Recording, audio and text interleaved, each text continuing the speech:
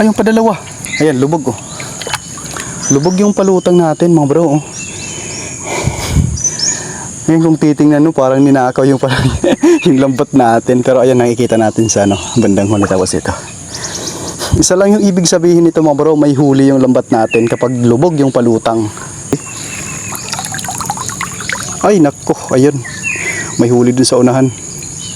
Dalawa. Grabe.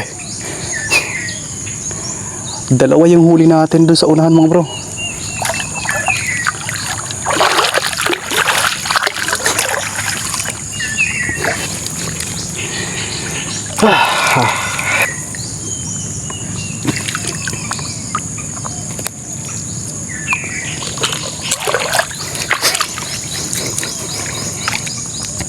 Ito yung unang huli natin oh.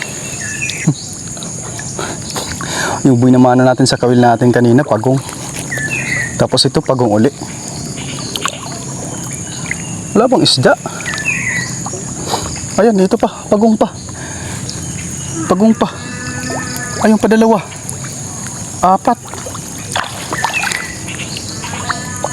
Apat na pagong.